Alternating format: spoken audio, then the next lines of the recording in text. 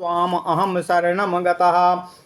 अथ श्रीमद्वाल्मीकि रामायण प्रथम खंड बालकांड पंचसप्तमः सर्गः। राजा दशरथ की बात अनसुनी करके परशुराम जी का श्री राम को वैष्णव धनुष पर बाण चढ़ाने के लिए ललकारना। ओम नमः शिवाय, ओम नमः शिवाय, ओम नमः शिवाय, ओम नमो भगवते वासुदेवाय। ओम देवकी सुत गोविंद वासुदेव जगतपति देह में तनियम कृष्ण त्वाम अहम शरणम गतः। रामदास रथे वीर्यं ते श्रूयतेऽद्भुतं धनुषो भेदनं चैव निखिलेन मया श्रुतम्। ओम नमः शिवाय, ओम नमः शिवाय, ओम नमः शिवाय। तदद्भुतमचिन्त्यं च भेदनं धनुषस्तथा तच्छ्रुत्वा मनुप्राप्तो धनुर्गृह्य परं शुभम्। तदिदं घोरसङ्कासं जामदग्न्यं महद्धनु तदिदं घोरसङ्कासं जामदग्न्यं महद्धनुः पूरयस्व शरेणैव स्वाबलं दर्शयस्व च। तदहं ते बलं दृष्ट्वा धनुषोऽप्यस्य पूरणे द्वन्द्वयुद्धं प्रदस्यामि वीर्यश्लाघ्यमहं तव। तस्य तद्वचनं श्रुत्वा राजा दशरथस्तदा अभिषण्वा वदनो दीना प्राञ्जलिर्वाक्यं ब्रवीत। छत्ररोषात् प्रशान्तस्त्वं ब्राह्मणश्च महातपाः बालानां मम पुत्राणाम् अभयं दातुमर्हसि। भार्गवाणां कुले जाता स्वाध्याय व्रतशालिनाम् असहस्राक्षे प्रतिज्ञाय शस्त्रम् अप्रक्षिप्तवानसि। सा त्वं धर्मपरो भूत्वा कश्यपाय वसुन्धराम् दत्त्वा वनमुपागम्य महेन्द्र कृतकीर्तनः। मम सर्व विनाशाय संप्राप्तस्त्वं महामुने नाचैकस्मिन् हते रामे सर्वे जीवामहे वयम्। अब्रुवत्वेयं दशरथे जामदग्न्यः प्रतापवान् अनादृत्य तु तद्वाक्यं राममेवाभ्यभाषत। इमे द्वे धनुषि श्रेष्ठे दिव्ये लोकाभिपूजिते दृढे बलवती मुख्ये सुकृते विश्वकर्मणाम्। अनुसृष्टं सुरैरेकं त्र्यम्बकाय युयुत्सवे त्रिपुरघ्नं नरश्रेष्ठ भग्नं काकुस्थयत्वयाः। इदं द्वितीयं दुर्धर्षं विष्णोर्दत्तं सुरोत्तमैः तदिदं वैष्णवं रामो धनुः परपुरञ्जयम्। समानसारं काकुस्थ्य रौद्रेण धनुषा त्विदं तदा तु देवताः सर्वाः पृच्छन्ति स्म पितामहं। शितिकण्ठस्य विष्णुश्च बलाबलनिरीक्षया अभिप्रायं तु विज्ञाय देवतानां पितामहः। विरोधं जनयामास तयो सत्यवतां वरः विरोधे तु महद्युद्धमभवद् रोमहर्षणम्। शितिकण्ठस्य विष्णुश्च परस्परजयैषिणो तदा तु जृम्भितं शैवं धनुर्भीमो पराक्रमम्। हुङ्कारेण महादेवः स्तम्भितोऽथ त्रिलोचनः देवैस्तदा समागम्य सरसीसङ्घः सचारणैः। याचितौ प्रशमं तत्र जगमतुस्तौ सुरोत्तमौ जृम्भितं तद्धनुर्दृष्ट्वा शैवं विष्णुपराक्रमे। अधिकं मेनरे विष्णुं देवाः सरसीगणास्तदा धनुरुद्रस्तु संक्रुद्धो विदेहेषु महायशाः। देवरातस्य राजर्षेर्ददौ हस्ते ससायकम्। इदं च वैष्णवं रामो धनुः परपुरञ्जयम्। ऋचिके भार्गवे प्रादाद् विष्णुः सन्यासमुत्तमम्। ऋचिकस्तु महातेजा पुत्रस्य प्रतिकर्मणः। पितुर्ममो ददौ दिव्यं जमदग्नेर्महात्मनः। अन्यस्तशास्त्रे पितरी मे तपोबलो समन्विते। अर्जुनो विदधे मृत्युं प्राकृतां बुद्धिमास्थितः। बधमो प्रतिरूपं तु पितुः श्रुत्वा सुदारुणं। छत्रमुत्सादयं रोषाद् जातमनेकसाः पृथिवीं चाखिलामुप्राप्य कश्यपाय महात्मने यज्ञस्यान्ते ददम रामो दक्षिणां पुण्यकर्मणे दत्त्वा महेन्द्रनिलयस्तपो बलसमन्वितः श्रुत्वा तु धनुषोभेदं ततोऽहं द्रुतमागताः तदेवं वैष्णवं रामो पितृपैतामहं महतो क्षत्रधर्मो पुरस्कृत्य गृहिणी स्वधनुरुत्तमं योजयस्य धनुः श्रेष्ठे शरं परपुरञ्जयं यदि शक्तोऽसि काकुस्त्वद्वन्द्वं दास्यामि ते ततः। ओम नमः शिवाय, ओम नमः शिवाय, ओम नमः शिवाय। ओम नमो भगवते वासुदेवाय। ओम देवकी सुत गोविंद वासुदेव जगतपते देहि मे तनियं कृष्ण त्वाम अहम शरणं गतः। अथ श्रीमद् वाल्मीकि रामायण प्रथम खंड बालकांड 75वां सर्ग।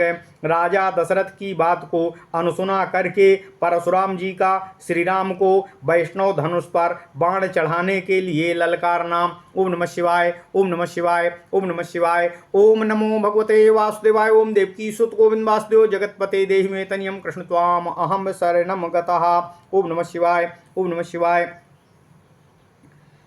राजा दशरथ के सभी पुत्र और पुत्रवधुओं के साथ अयोध्या की ओर प्रस्थान करने पर दशरथ नंदन वीर सुना जाता है कि तुम्हारा पराक्रम मार्ग में ही उन्हें परशुराम जी से भेंट होती है। परशुराम जी भगवान श्री राम से कहते हैं, हे दशरथ नंदन श्री राम, सुना जाता है कि तुम्हारा पराक्रम बहुत ही अद्भुत है। तुम्हारे द्वारा शिव धनुष के तोड़े जाने का सारा समाचार भी मेरे कानों तक सुनाई पड़ चुका है।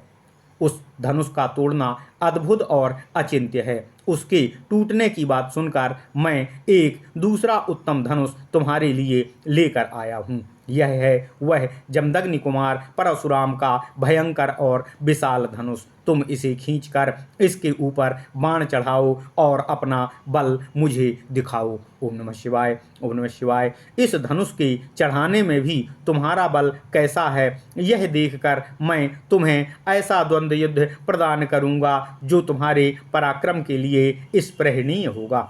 परशुराम जी का यह वचन सुनकर उस समय राजा दशरथ के मुख पर बहुत सा विषाद छा गया।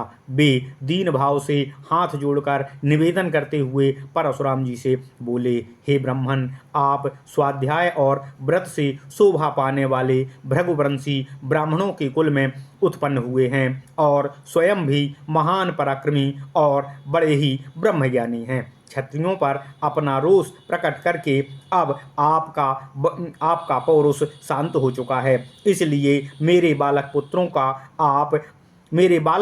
को आप अभयदान देने की कृपा करें, क्योंकि आपने इंद्र के समीप प्रतिज्ञा करके शस्त्र का परित्याग कर दिया है।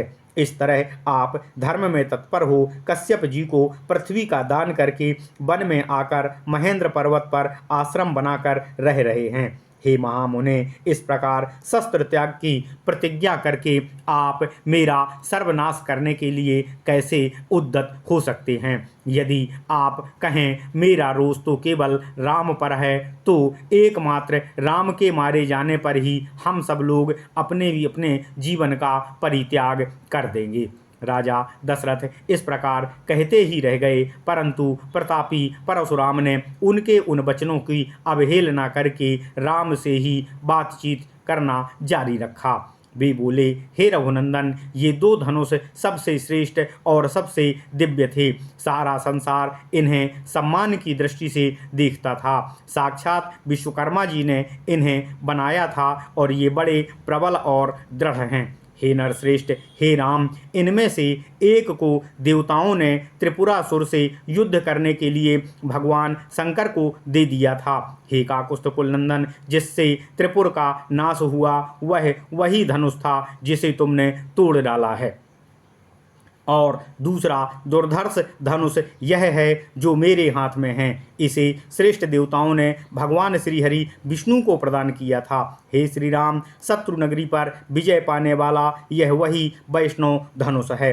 हे काकुस्थ कुलनंदन, यह भी शिवजी के धनुष के ही समान प्रबल और कठोर है। उन दिनों समस्त देवताओं ने भगवान शिव जी और भगवान श्री हरि विष्णु जी के बलाबल की परीक्षा के लिए पितामह ब्रह्मा जी से पूछा था कि इन दोनों देवताओं में कौन अधिक बलशाली है।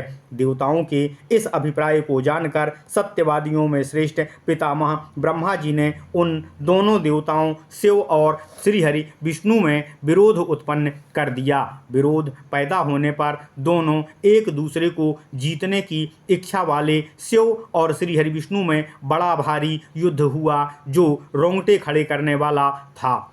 उस समय भगवान श्री हरि विष्णु ने हुंकार मात्र से शिव जी के भयंकर बलशाली धनुष को शिथिल कर त्रिनेत्रधारी महादेव जी को भी स्तंभित कर दिया था। तब ऋषि समूहों द्वारा चरणों सहित देवताओं ने आकर उन दोनों श्रेष्ठ देवताओं से शांति के लिए याचना की और फिर वे दोनों शांत हो गए। भगवान श्री हरि विष्णु के पराक्रम से शिव जी के उस धनुष को शिथिल हुआ देख ऋषियों सहित देवताओं ने भगवान श्री हरि विष्णु को श्रेष्ठ माना। तदनंतर कुपित हुए महायशस्वी रुद्र ने बाण सहित अपना धनुष विदेह देश के राजर्षि देवरात के हाथ में प्रदान कर दिया। श्री राम शत्रु नगरी पर विजय पाने वाले इस वैष्णव धनुष को भगवान श्रीहरि विष्णु ने भृगुवंशी ऋचिक मुनि को उत्तम धरोहर के रूप में प्रदान कर दिया था। फिर महातेजस्वी ऋचिक ने प्रतिकार अर्थात प्रतिशोध की भावना से रहित अपने पुत्र एवं मेरे पितामह जमदग्नि के अधिकार में यह दिव्य धनुष प्रदान किया। तपोबल से संपन्न मेरे पिता जमदग्नि जी अस्त्र शस्त्रों का परित्याग करके जब ध्यानस्थ होकर बैठ गए, उस समय प्राकृत बुद्धि का आश्रय लेने वाले कृतवीर्य कुमार अर्जुन ने उनको मार डाला। पिता के इस अत्यंत भयंकर वध का जो उनके योग्य ही नहीं था, समाचार सुनकर मैंने रोषपूर्वक बारंबार उत्पन्न हुए क्षत्रियों का अनेक बार संहार किया है। हे श्री राम, फिर समूची पृथ्वी पर अधिकार करके मैंने एक यज्ञ किया और उस यज्ञ के समाप्त होने पर पूर्ण होने पर पुण्यकर्मा महात्मा कश्यप को दक्षिणा रूप में यह संपूर्ण पृथ्वी दान की। पृथ्वी का दान करके मैं महेंद्र पर्वत पर रहने लगा और वहाँ तपस्या करके तपोबल से संपन्न हुआ हूँ। वहाँ से शिवजी के धनुष के तोड़े जाने का समाचार सुनकर मैं शीघ्रतापूर्वक ही जनकपुर के लिए आया हूँ। हे श्री राम, इस प्रकार यह महान वैष्णव धनुष मेरे पिता और मेरे पितामहों के अधिकार में सदा ही रहता चला आया है। अब तुम क्षत्रिय धर्म को सामने रखकर यह उत्तम धनुष हाथ में लो और इस श्रेष्ठ धनुष पर एक ऐसा बाण चलाओ जो शत्रु नगरी पर विजय पाने में समर्थ हो। यदि तुम ऐसा कर सके तो मैं तुम्हें द्वंद्व युद्ध का अवसर दूंगा। ओम नमः शिवाय। इत्यर्थे श्रीमद् रामायणे वाल्मीकिये आदिकाव्ये बालकांडे पंचसप्ततिमः सर्गः। इस प्रकार श्री वाल्मीकि निर्मित आर्ष रामायण आदि काव्य के बालकांड में 75वां सर्ग पूर्ण हुआ। ओम नमः शिवाय, ओम नमः शिवाय, ओम नमः शिवाय। ओम नमो भगवते वासुदेवाय। ओम देवकी सुत गोविंद वासुदेव जगतपते देहि मे तनियम कृष्ण त्वाम अहम शरणम गतः।